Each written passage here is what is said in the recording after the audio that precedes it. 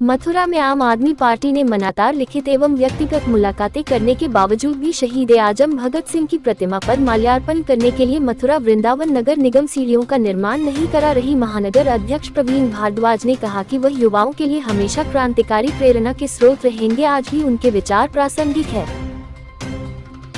आज हमारे पूरे देश में बड़े हर्षोल्लास के साथ में 170वीं महान क्रांतिकारी महान देशभक्त उनकी मनाई जा रही है।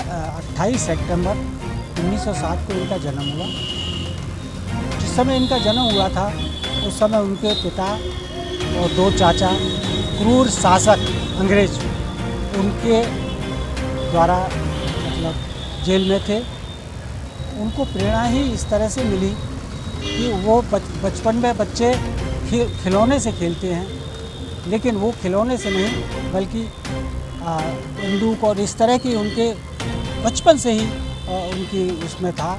एक ऐसा लाल पैदा हुआ जिसने अंग्रेज़ों की चूल्हे हिलाने का काम किया। उस वक्त हमारा देश गुलाम था और नौजवानों के अंदर अंग्रेज़ों के खिलाफ एक ऐसा तूफान खड़ा करने का काम भगत सिंह ने किया जिसको इतिहास में आज पूरी दुनिया में पढ़ा जाता है। भगत सिंह एक ऐसे व्यक्तित्व हैं जो इतनी कम उम्र में पूरी दुनिया में इतनी ख्याति प्राप्त कर गए कि उनके मुकाबले पर आज भी कोई दूसरा नौजवान पूरी धरती पर इतनी कम उम्र में ख्याति प्राप्त करने वाला नहीं। इसके पीछे जो कारण है वो कारण है विचार का। जिसके विचार प्रमुख होते हैं, जिसके विचार मूल्यवान होते हैं, उसकी आयु बहुत लंबी होती है। भगत सिंह भले ही आज हमारे बीच में शरीर से नहीं है, लेकिन अपने विचारों से वो आज भी हम लोगों के बीच में हैं और उनके विचारों की वजह से आज भी हम उनको नमन करने आए हैं।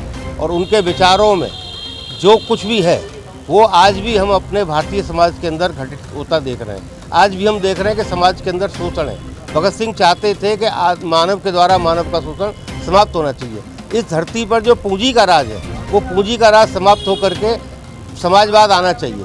इस धरती के ऊपर यहाँ कहीं भी किसी भी किस्म का भेदभाव है, चाहे वो लिंग का भेदभाव हो, चाहे वो रंग का भेदभाव हो, चाहे वो जातीय भेदभाव हो, चाहे वो धर्म का भेदभाव हो, इन सभी तरह के भेदभावों से ऊपर उठ करके शहीद आजम भगत सिंह के विचार हैं। इसीलिए उनके विचारों को पूरी दुनिया में जाना जाता है। मैं आपके माध्यम से एक बात कहना चाहता हूँ कि भगत सिंह की जहाँ प्रतिमा इस डैम्पियन नगर में लगी है, जिसके समक्ष हम लोग खड़े हुए हैं, ठीक इसके सामने दीनदयाल जी की प्रतिमा लगी है। इन दोनों प्रतिमाओं को जब हम देखते हैं तो इसमें हमें साफ समझ में आता है कि मथुरा के अंदर जो निगम का प्रशासन है भारतीय जनता पार्टी का, जो निगम का शासन है भारतीय जनता पार्टी का, उनका कोई भी संबंध शहीद आजम भगत सिंह से नहीं है।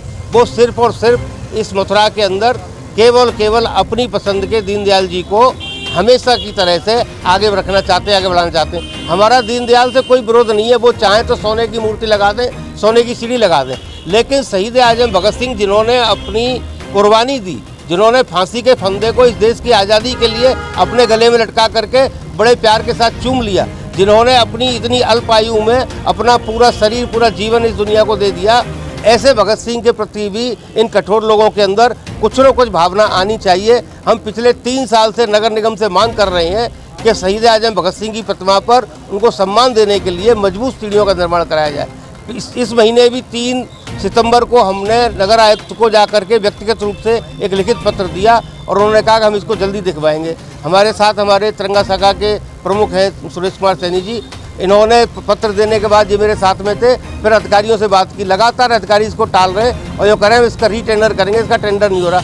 अरे हम ये कहना चाहते हैं कि भाई तुम पे टेंडर नहीं हो रहा है तो तुमने जो कुछ भी बजट बनाया है उसे हम जैसे लोगों को, जो भगत सिंह के अनुयायी हैं, उनको दे दो। इसमें यदि ज़्यादा पैसा लगेगा तो हम अपनी जेबों से लगा देंगे और यदि बचेगा तो हम नगर निगम को ईमानदारी के साथ वापस कर देंगे, लेकिन भगत सिंह के साथ कोई अन्याय नहीं होने देंगे। मैं पुनः एक बार मांग करता हूं कि यदि नगर निगम की नींद नहीं टूटती है, यदि भाजपा के निगम शासन की नींद नहीं टूटती है, तो हम लोग आंदोलन के रास्ते पर जाएंगे। आप सभी लोग यहाँ मौजूद हैं, क्या आप देखिए, भारत के हर युवा के लिए प्रेरणा स्रोत हैं और हम सबको उनके जीवन से सीखना चाहिए कि इतनी छोटी सी उम्र में इतनी बड़ी जागृति होना, जिसमें देश के लिए अपनी जान देना बहुत ही बड़ी बात है। और हम बचपन से उनकी कहानियाँ किससे सुनते आए हैं और उनसे प्रेरणा लेते हैं। हम राजनीति में चाहते हैं कि वैसे ही ईमानदारी और शुचिता के साथ राजनीति करें और देश की सेवा करें, नागरिकों के जीवन को बेहतर बनाने में जो हमारा योगदान हो सके वो करें, यही हम चाहते हैं। सर आज बताएं 117वीं जयंती बड़े हर्षोल्लास के साथ मनाई जा रही है, क्या कहेंगे? देखो, हमारे भगत सिंह जी की मूर्ति, पहले तो मैं कहना चाहूँगा कि आज 28 मार्च 1907 को हमारे देश में क्रांतिकारी भगत सिंह जी का जन्म हुआ था। वो बचपन से ही उनके परिवार एक राजनीतिक परिवार था। जब 1906 में उनके पिताजी एक आंदोलन में, अंग्रेज़ों के आंदोलन में जेल चले गए थे, उनके पिताजी और चाचा जी। उसके बाद 1907 में इनका जन्म हुआ 28 मार्च को। तो भगत सिंह का परिवार एक राजनीतिक परिवार से जुड़ा हुआ था। वो जब भगत सिंह के पिताजी किशन सिंह जी, सरदार किशन सिंह जी जेल में, उन्होंने अपने भारत के लिए, अपने भारत को एक अच्छा, गरीब, रोज़गार और जो आने वाली समस्याएं थी उससे जूझने के लिए एक सपना देखा था। और भगत सिंह जी को 1931 में फांसी दे दी गई थी, राजगुरु भगत सिंह सुखदेव जी को। उन्होंने एक अच्छे भारत की कल्पना की थी। आज हम यहाँ पर आके उनकी जयंती मना रहे हैं और हम ये चाहेंगे कि हमारे देश में जो उनका सपना था उसे साकार किया जाए। हम नेताओं से ये अपील करेंगे कि हमारे देश में जो बेरोज़गारी और स्वास्थ्य की व्यवस्थाएं फैली हुई हैं, शिक्षा का अभाव है, जो भगत सिंह ने एक अच्छे भारत का सपना सोचा था, उसके लिए काम करें।